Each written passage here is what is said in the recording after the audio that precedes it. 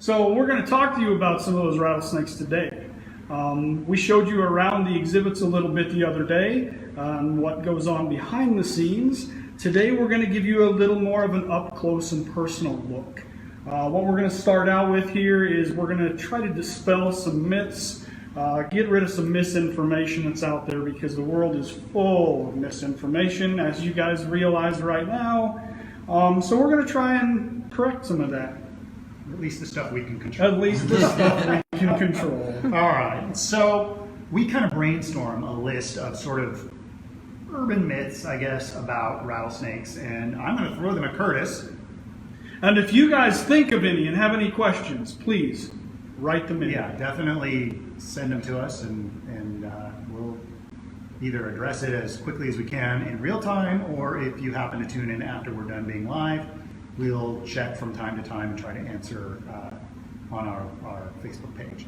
So, number one, do rattlesnakes attack and chase people? That is a very, very common misconception, and it's not just rattlesnakes, it's snakes in general.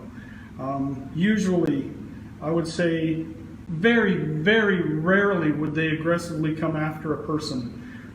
What they can do, and they often do, which is misrepresented as chasing someone, is snakes are very familiar with their surroundings. They know their homes very, very well, just like we do. And if we come across a snake and we get in between the snake and its shelter, it's going to come at us, or seem like it's coming at us, to try and get to that shelter, because it knows it's there. It knows there might not be another safe place. So that's the number one thing that gets misrepresented as chasing people. If you do corner a snake, they will defend themselves. That's what they do. They know they're very vulnerable. They're very small. They can't really defend themselves very well. So oftentimes that will come across as looking like they're chasing you or attacking you, but they're just simply defending themselves. That's all. So when you say defending themselves, you know, if they're going to try to lunge at you or strike at you, that's sort of their last resort. Right? Absolutely. For them, that's kind of an expensive and costly thing. Right, especially the snakes that we're talking about today, the venomous snakes that rely mostly on concealment, being cryptic, if you will. So laying motionless and hoping that their camouflage works in their favor, what the camouflage is for, and that's to not be noticed. So that is what they hope is going to happen, but if they know that they've been noticed, they know they're going to be messed with, they are going to defend themselves. And I will say, I've done a lot of field work when I was a student out in areas that rattlesnakes enjoy, when I've been doing fossil digs and out doing prospecting. I've come across quite a few rattlesnakes in Montana, and then even in the Southwest where I had gone to. We were in the Mojave Desert for a while, and none of the snakes that I came across ever struck at me or, you know, behaved in any way that I interpreted as aggressive. General rule of thumb, if you leave an animal alone, it will leave you alone. Snakes, very good at that. If you don't mess with them, they don't want to be messed with, they don't want to mess with you. They will just go about their business as long as you go about your business, if that makes sense. So what about the young rattlesnakes? Are they more dangerous because they can't control their venom? I've heard this before. A lot of people say that, and if you joined us the other day when we were upstairs, we touched on this a little bit. When you're dealing with how dangerous a snake is, you have to consider two different things if they're venomous. Number one, how toxic and potent is that venom? And number two is, if it were to bite you, how much of that venom is it going to deliver into your system? So thinking about that, okay, how much it can deliver. Tiny snakes have much tinier heads, which means they have much tinier venom glands. So they cannot deliver near as much venom. So that would basically say, no, that's false, because I would personally much rather get bit by something that's tiny and cannot deliver a whole lot of venom versus something that can give me a good dose of venom. Now, with that being said, lots of these snakes feed on different things when they're young versus when they're adults. So their venom can actually evolve very, very rapidly and change from being young to an adult. So sometimes that means they're a little more toxic, but other times it means they're less toxic, depending on what their prey is as a juvenile versus what their prey is as an adult. So in general, no, I would much rather get bit by a small snake. And a lot of people also say they can't control the amount of venom that they give you. Well, no snake really has too much control over it because there's also pressure involved. So when they bite you, they're putting pressure on their venom glands. And they don't want to give you venom. That's not what the venom is for. That's why there's lots of dry bites out there. The venom is actually for feeding, which we talked about the other day. So that actually starts the digestive process. Yes. So that's not a very cost-effective thing for them. Right. So they don't want to. So it's not a matter of whether or not they can control how much venom they give. Even if they gave you every bit they had, little venom glands, it's going to be much better than an adult snake that can give you a pretty powerful punch. So what about rattlesnakes hybridizations? I can't even say this.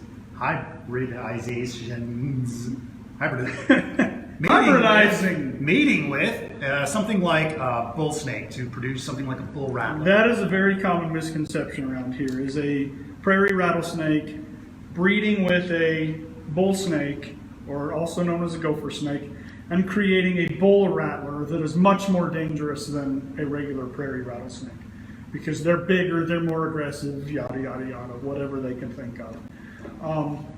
That's a big no. Because what we're going to talk about here in a little bit, there's two completely different reproductive modes there. The bull snakes lay eggs with shells on them, and they develop externally. The rattlesnakes actually give birth to live young from eggs that hatch internally. So it could not possibly happen. There are instances where rattlesnakes will hybridize with other species of rattlesnakes. That does happen occasionally in the wild. But it cannot happen with bull snakes. That's just a rumor. Cool. Let's see. I forgot where we were going now. If you cut off a rattler's head, can it still bite you? Absolutely it can. They still have nerve endings that are firing for several hours after being severed from the body. They still have functional fangs. They still have functional venom and venom glands. So very, very dangerous. People are crazy and they mess with these things all the time. They'll stop, they'll chop off the tail and get the rattle. They'll chop off the head because they think they need to do that. But they can still easily get bit by that thing because the nerve endings are still firing. There still will be reactions to stimuli. If you touch it, it's going to turn around and get you. And as long as the venom is still there and the venom glands are there and the fangs are there to penetrate your skin, you can be envenomated. So the risk is there. The risk is always there. I didn't know that. I was always skeptical of that. And this kind of brings me back to one of my favorite stories. And again, don't mess with snakes if you don't need to. There's a great story from out in western Kansas not that long ago of, a lot of farmers that are out there, they want to kill every rattlesnake that they see. Even if they're not rattlesnakes, they want to kill every snake that they see. So there's a farmer in a truck driving down a dirt road, and he's got his dog in the back. He drives past a rattlesnake that's in the side of the road, actually backs up to go kill the snake. And before he can stop, his dog has already jumped out and ran up to the snake and got bit. Now you guys tell me, Ian, does that make a lot of sense? Is that a smart thing to do? Doesn't sound like a smart thing to do. That snake will never be seen again, most likely. And he's just putting himself at risk. Obviously, he put his dog at risk. It's just not a smart thing to do. Leave things alone. What do you think that is? That urge on a lot of people's part to, when they see specifically rattlesnakes, because I've experienced this out in the field. Other colleagues, panicked and took a shovel and. They do it before they even really think about it. These aren't bad people, but right. The immediate reaction is to hit it with a shovel or to cut its head off. And, why do you think that is? Why do you think there's such a reaction? I don't know, because most people don't like snakes, and most people think a good snake is a dead snake, so they want to do their part to kill it. But the funny way to answer that question deals with the demographics of snake bite in the United States. And this should answer your question. So the majority of people that are envenomated and bitten by venomous snakes in the U.S. are men between the ages of 18 and 25 under the influence of alcohol. That is a fact. That's a No way. That is a fact right there. So testosterone. I'm going to be macho. I'm going to go kill this thing. I want a jar full of rattlesnake rattles that I can show people. Show them that I'm the man. People are silly. I don't get it. That signifies something else. Yes, it to me, does. But anyway, all right. Wait, we have a qualifying exam question Okay. for Curtis. Oh, here we go. Are chromosome numbers different between rattlesnakes and bull snakes? What? Who asked that? Who do you think Dr. Fink, if that's you, gosh dang it. I'm going to go with no, I don't believe so. Well done. But that is just a guess. I imagine all these snakes have very similar numbers of chromosomes. And you'll notice the coloration of the Curtis. Yes, I'm sure that just changed. But, however, another thing to consider is the lock doesn't fit the key. Excellent. We'll put it So, that way. For those If of you you can figure viewing, out that analogy, good for you. For those of you viewing outside of our Fort Hays State University community, Dr. Elmer Fink taught both of us.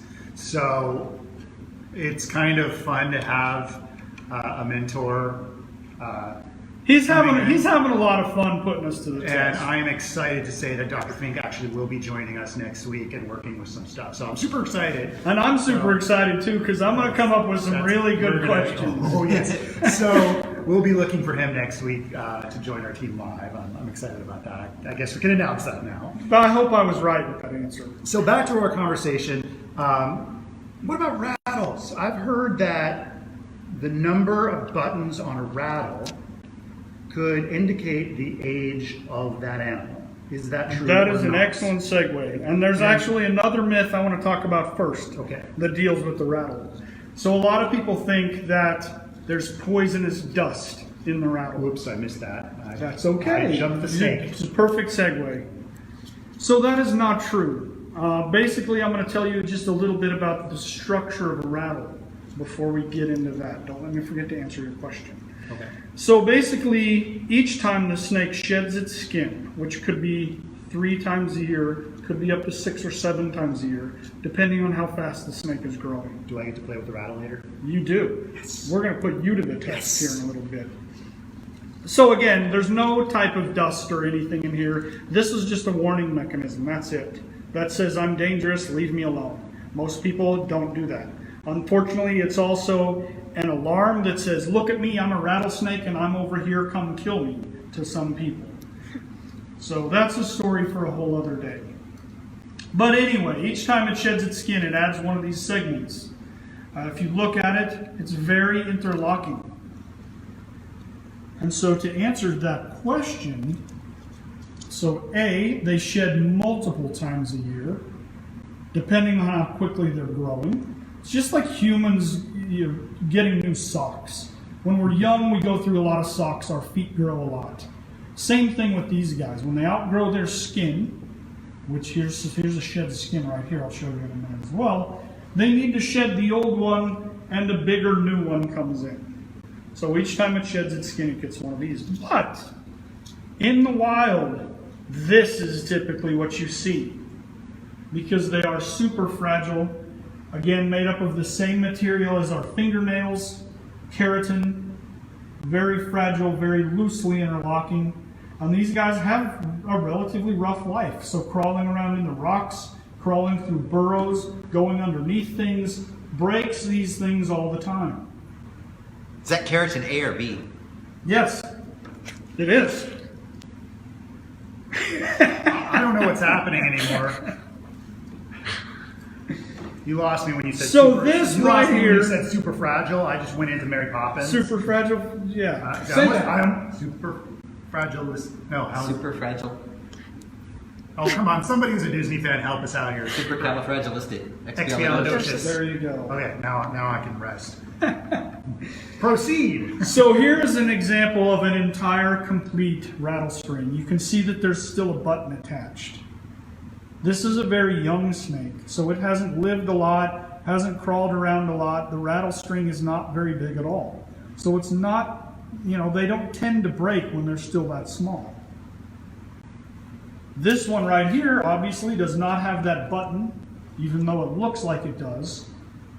That's what each segment looks like, is that top guy right there. So you can see the snake has just been shedding, has not been growing. This is an old snake. Who knows how many times this thing's been broken. So those two main reasons are why you cannot age a snake. That, and Based if on it was its live, size. I wouldn't want to get down there and try to count the buttons. Heck no, not at all. I mean, that when I hear a rattlesnake rattling, that's not what I think is, oh, I'm going to get down there and count how many buttons there are and figure out how old it is. So I mentioned snake skin, and Alicia might have talked a little bit about this the other day. She did indeed. She did indeed, and I just mentioned a little bit about how when they grow, they need to shed their skin, and they also do so seasonally. As they get more parasites, they get dirty skin. Their skin gets injured. They need to get a new one. They usually do it within the first few weeks of coming out of hibernation in the spring. They'll do it again in the summer, and then usually in the fall, right before hibernation. Now again, the young ones that are growing very rapidly will continue to shed their skins as they. But basically, again, this is just more or less keratin. It comes off wet. It is now dry, which is why it's crackly like this. One of the things I will point out here in a little bit when we actually pull a rattlesnake out is there's two types of scales. Smooth and give a snake a really shiny appearance. There's also keeled scales, which are these guys right here, and just about every other snake that likes to use crypsis or camouflage to hide in the grass. So they don't want to be shiny, they want to basically blend into their environment. So they have keeled scales, which is basically a ridge that runs down the middle of every single scale. So it makes them less shiny in the sun. It gives them a rough texture. They don't look as slimy. A lot of people think snakes are slimy.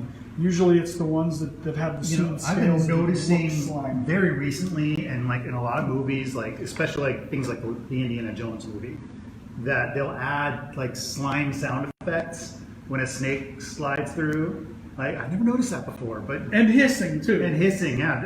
So a lot of popular culture has really given snakes a bad rap. Yeah, for sure. That definitely doesn't help them getting murdered right and left. Yeah. So anyway, I also have a whole bunch of these stockpiled in the back for numerous reasons, and I'm kind of happy I do in these days because I could probably use this as toilet paper. Especially the keeled scales that have nice ridges running down, that could probably come in useful these days. That's an interesting hypothesis. I'll leave that to you to test. More data is needed. So anyway, let's talk a little bit about some of these other things. If you were with us the other day when we were behind the scenes, we were talking about, somebody asked a question of whether they lay eggs or have live young. So there's snakes that do all three basically. So there's ones that lay eggs, ones that have live young, and ones like this that have a combination of the two. So the ones that have a shelled egg that they lay and the animal develops inside the egg underground wherever they lay their eggs, that's called a viviparous. So laying a shelled egg is Oviparous. Oviparous. Sorry, I misspoke. Thank you. That's why we work together. I wasn't going to let him get away with it. I just want to let him finish. That was his just a thought. test. But I was here. I got So oviparous is laying eggs. Viviparous is giving birth to live young. So like humans are placentals. So basically it's very similar to having a placenta. They develop internally without any type of an egg or any of the membranes that come with an egg, basically. And this That next one is my favorite. viviparous. And then this one that's a mouthful of V's is ovoviviparous, which is basically they give birth to live young that develop inside the female. Hopefully you can see these. Pick it up. There you go. Ovoviviparous. So you can see these little guys are fully developed, probably hours away from being born, but they're still inside their egg membrane, the egg sac. Is So it they don't have a ovo shell. or is it as OV? It's ovo. Ovo. I've been saying it wrong this whole time. Oh, It happens. Ovo. Okay. So this is a clutch of pronouncing it prairie like a fool. rattlesnakes, again, probably hours from being born. And this is a good time to give a shout out to my buddy Dave, my brother-in-law Dave. Hi Dave, I hope you're watching. Hi, Dave. So very, very fascinating. I was lucky to be able to come up with this really neat jar of specimens. We also talked about the other day how snakes shed their fangs and cannot digest them. So if you want to look right here, these are all rattlesnake fangs that I have actually gotten out of the feces of snakes. Poop. So you can see they are not digested at all. I hang on to them for this reason and this reason only. I can teach people with it. Did you catch this morning's feed? I did. Poop was a Poop was big part yes, of coprolites. Did you see what the monitor lizard did? Yes, I did. Demonstrating. That one real started time. the theme, didn't it? It did start the Well, theme. you can't have biology without a little bit of that. All right, so speaking of this morning's feed, we are going to feed on that now. So we were talking about the mosasaurs and the mosasaur skull and how they're very, very similar to snakes, okay? First thing I want to show you, if you remember last week when we were talking and I just showed you a vial full of fangs, they shed their fangs very often. So if you look at this is the skull of a western diamondback rattlesnake.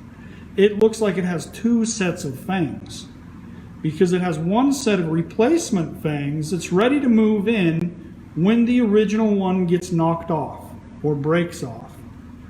So it happens very routinely. When they're eating, when they're striking their prey, when they're swallowing their prey, the fang breaks off, they end up swallowing it, and then they can't digest it, they pass it out in their poop. So this is a very good indication that you can see the replacement fangs in there as well. So going back to the mosasaur, okay, and how we know that they're very closely related. We were talking about pterygoid teeth. So this line of teeth, hopefully I can point it out to you on the feed, is right here. So those are pterygoid teeth on the pterygoid bone. In front of that are palatine teeth on the palatine bone, which mosasaurs do not have. So this is an example of snakes kind of taking this novelty and just doing really cool stuff with it. Exactly. And that has to do with their feeding, which somebody this morning also asked, what is the purpose of those pterygoid teeth? Which is a wonderful question. And we wonder if mosasaurs fed a lot similar to snakes. And if you think about it, the reason why snakes have all these rows of teeth is because they don't have hands or feet to help themselves eat. So they have a very loosely connected kinetic skull. And you can see there's not a whole lot of bone elements involved in that skull. And most of them move independently of one another, including those pterygoid bones. So when they get a mouse or something like that that's in their mouth, their tiny little hooked, curved teeth. You can't turn your phone while... Okay. All right, can you see me right side up? I don't see anything yet. All right, so we're trying to be live here. All right, here we All go. right, are we right side up or are we sideways? Here's sideways. How about now?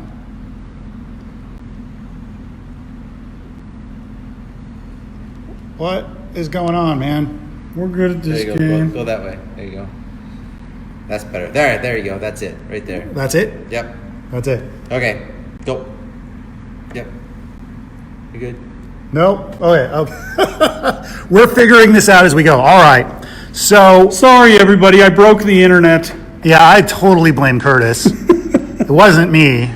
Hey, we have a couple of questions to start out with, if I can remember them. All right, so we'll do a quick review. We were talking about how movable the skull parts are on a rattlesnake. We were talking about their pterygoidal teeth. We were talking about their palatine teeth.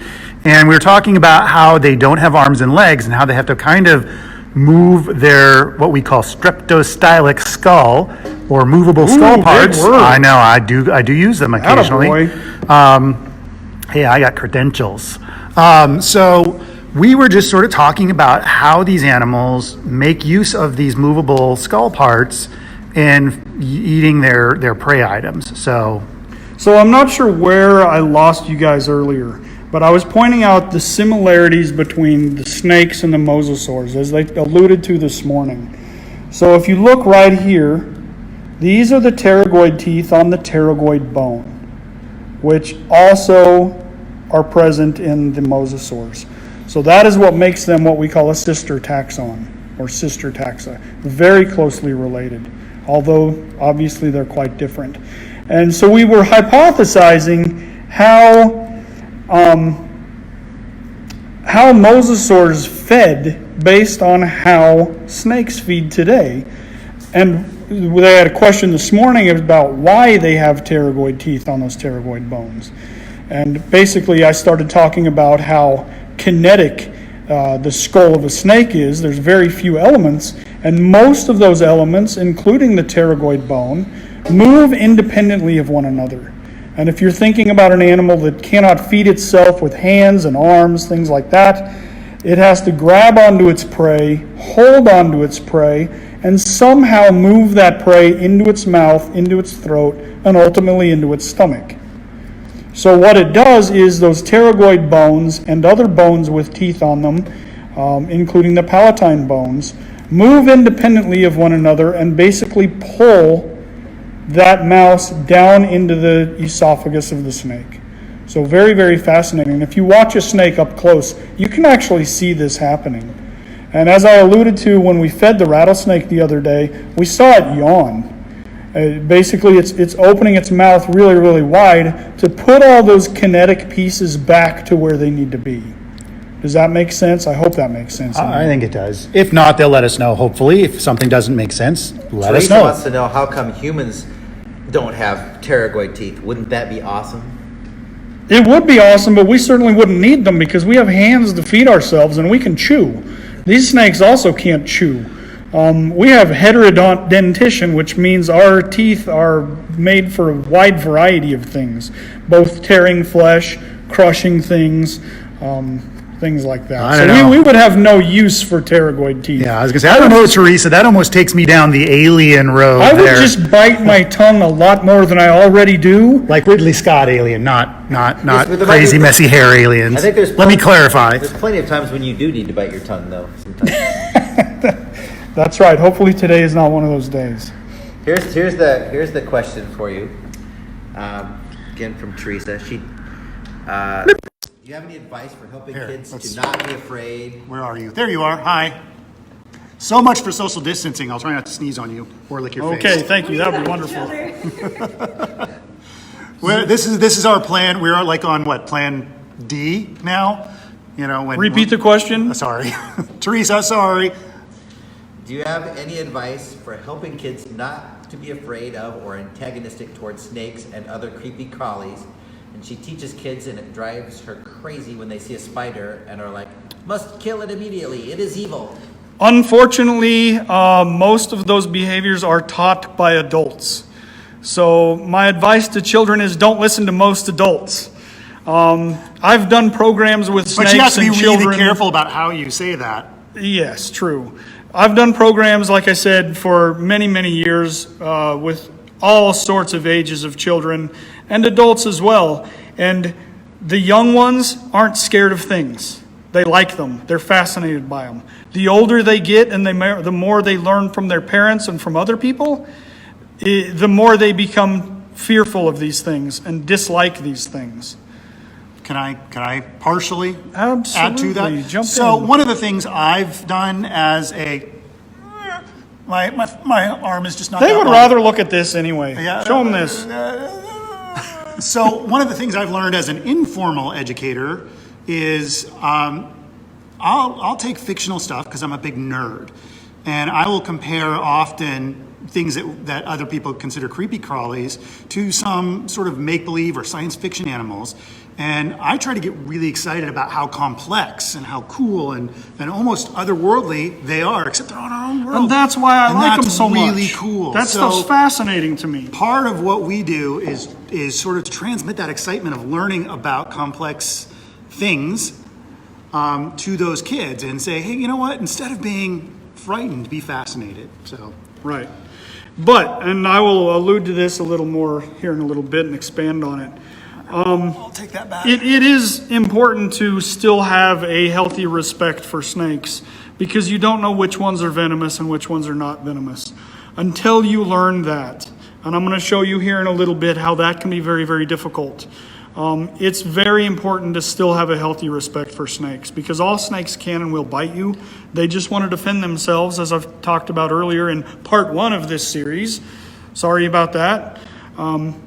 So what we're going to do now is I'm going to show you how we actually tube a rattlesnake and hold it.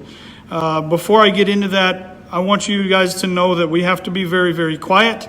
We have to put all of our attention into the snake and what we're doing. So we're going to be quiet for a while. We're just going to let you watch the process. But keep in mind that this is the only safe way to handle a venomous snake. The stuff you see on TV is not safe. Picking them up by the head is not safe because they can actually stick a fang through their lower jaw just to get to you. And it's happened to numerous people.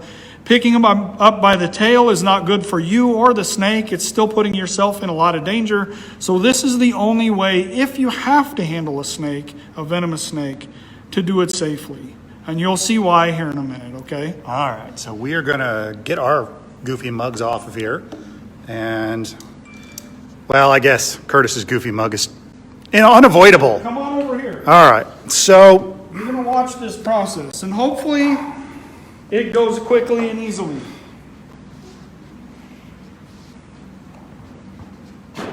But again, we have to make sure that we are safe at all times and the snake is safe at all times. So Curtis, what kind of snake is this? This is a rattlesnake, obviously. Yes, this is my favorite species of rattlesnake, the Arizona black rattlesnake. It's my favorite because it is very pretty and because it is very mellow, which you guys will see here in a little bit. But no more talking.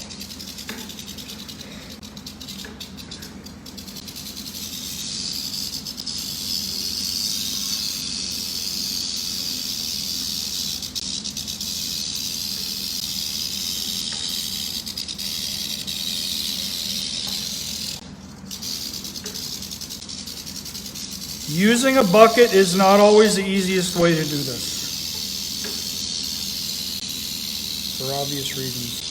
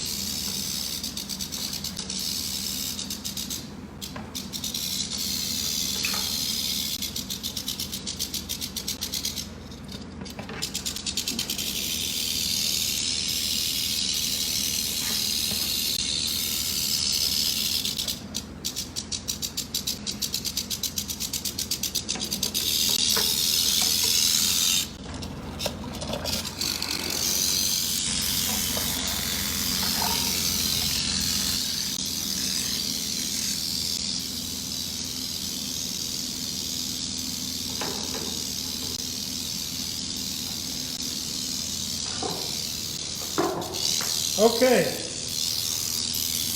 so that's the process of tubing a rattlesnake, and now you can see why it is the safest way to handle a snake. That's as close as you're ever going to get to This an actual rattlesnake tail there. This snake cannot back out. It cannot bite through the tube. I have a good grip on both the tube and the snake, so it cannot go forward, it cannot go backward.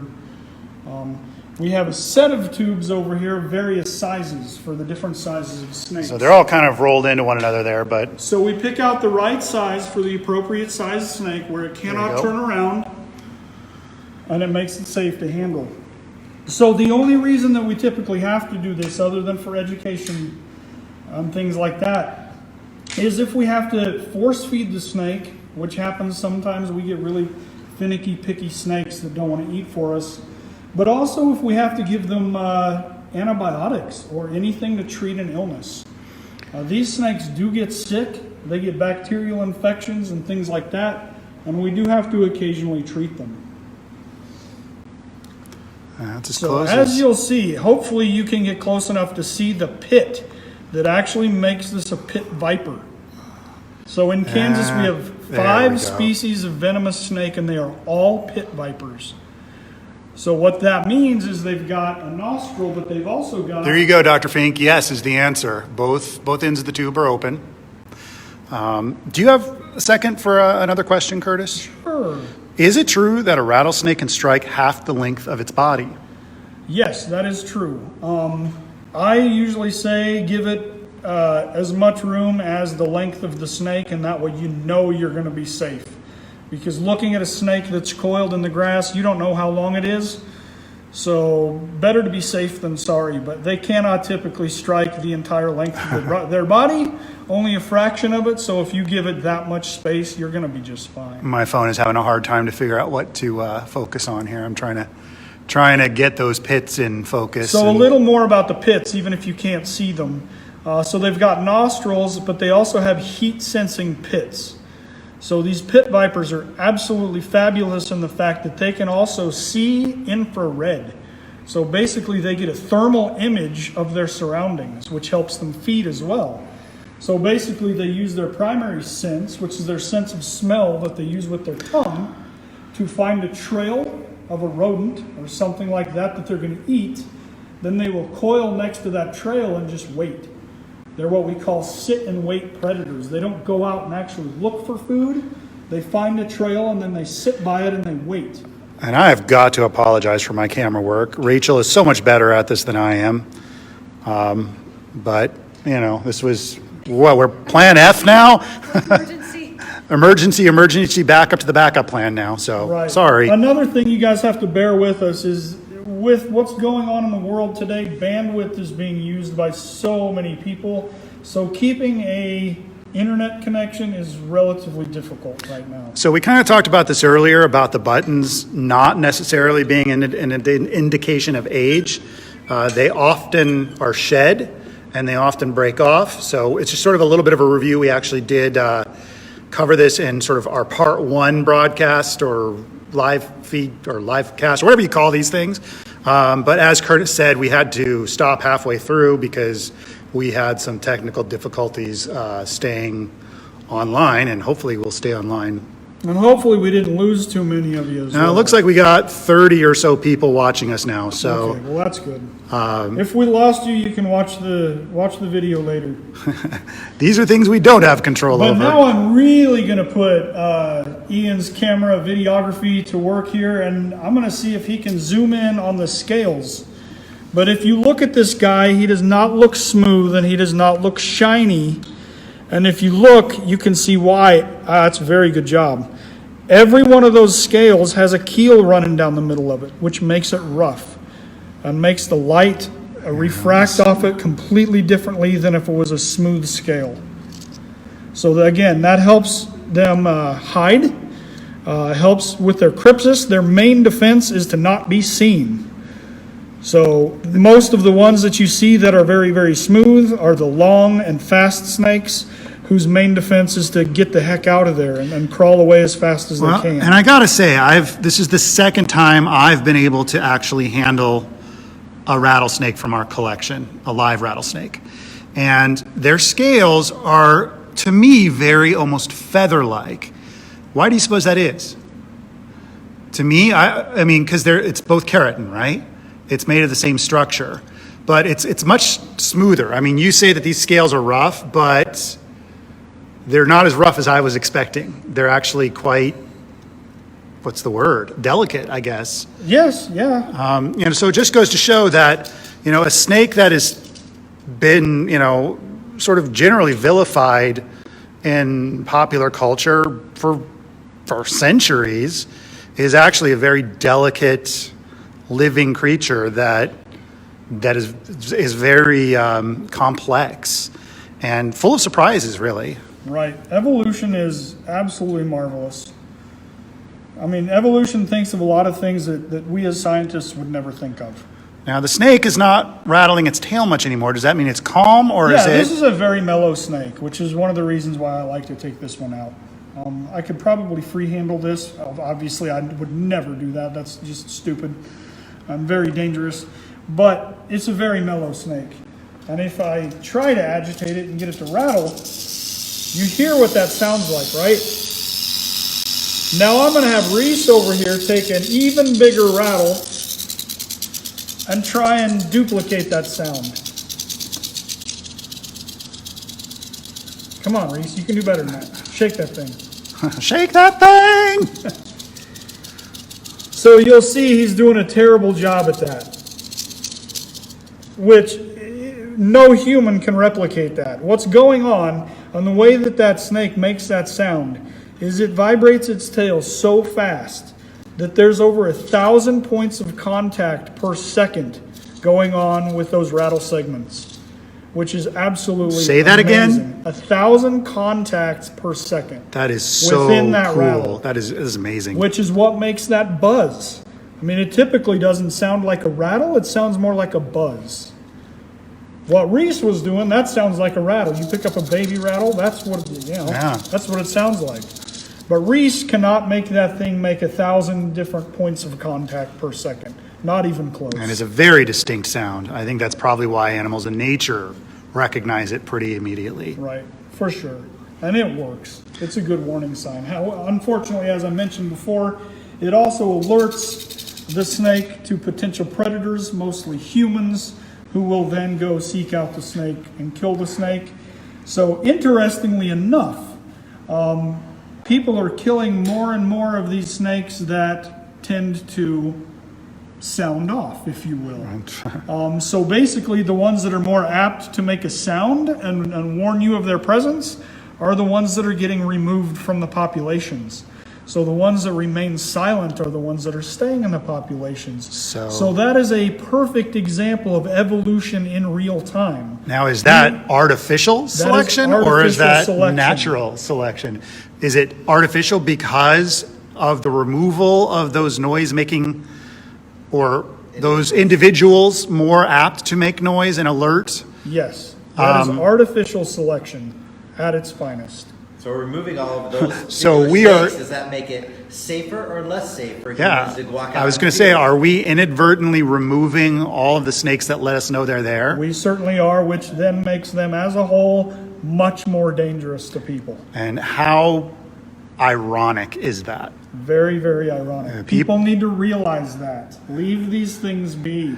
They're very, very important in the wild, very important to the environment. They remove lots and lots of critters and vermin and things we consider to be pests. And if you leave them alone, they will leave you alone. Of all the animals I can think of, people are the strangest. That's right. And with that being said, we are done for the afternoon. All right. If there are any more questions, now is your last opportunity. And I can jump on later and answer some questions as well. So one more question, and then we'll kind of wrap it up because it does go along with what we were just saying. What are rattlesnakes natural predators in the wild, or are humans their main threat? Now humans are their main threat, I would say. Yeah, I would agree with that. Depending on where in the country and where in the world you are. Obviously in Mexico, where most of these species live, there's few people that live in these areas. But natural predators are basically anything that is considered a carnivore or a mesocarnivore. There's lots of things out to kill these snakes, and they're pretty good at it as well. Things like coyotes and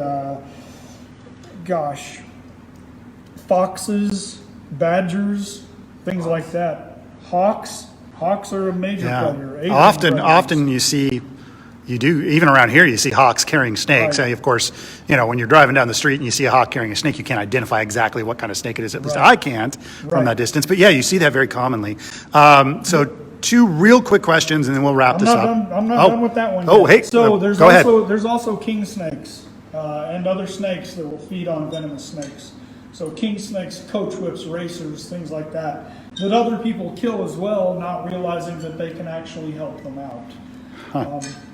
But there's also, I have actually run across in the wild twice, in the middle of a road, deer trampling rattlesnakes on purpose. Actively. Wow. Trampling them on purpose. I had They no realize idea. that they're a threat. They don't like them around, so they trample the crap out of them, which is amazing. They don't eat them. They're not predators. They just recognize that they need to kill them for whatever reason. So Very fascinating. I never would have thought that would happen. Wow, that's very I would interesting. figure- Because these things you evolve. imagine deer being docile, but I guess And that's these not things necessarily. evolved around, bison and things like that, and that's one of the theories of where the rattle came from. Is to warn the hoof stock that they're coexisting with.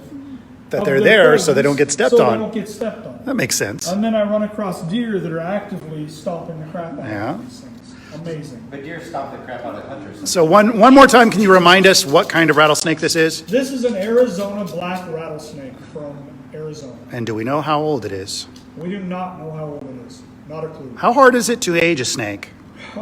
Very, very difficult. The easier ones are the ones with complete rattle strings because we can use mathematical formulas to figure that out. But as we've already talked about, finding one with a complete rattle string is very rare, typically, and they're usually the very young snakes. Other than that, you just have to know how old they are because you raise them yourself. There's no way for me to know how old this snake is. Okie doke. So before my phone runs out of batteries and we all run out of batteries, It is Friday. I wanted to remind you that we will be back on Monday. We're going to take the weekend off, but we will continue to do our daily, twice-a-day live feeds every day of the week from Monday through Friday. We are working on developing new directions to go in with this, so definitely check us out next week. We'll bring some new people onto our team. As always, we would appreciate the likes and the shares when we're done going live. It would be great if people shared this as much as possible. And we apologize for any technical difficulties. Just please Yeah. try and bear with us. We're noobs. We're doing our best that we if it can. happens again, be patient. We'll try and do it in multiple sections like we did this time. And as always, we encourage you to reach out and give us any ideas that you might want to see, or if you want us to talk about something, and if it's in our purview, we'll definitely make an effort to do that. So thank you guys so much for tuning in, and we will catch you next Monday. Have a great weekend. Have a great weekend. Stay happy. Stay healthy.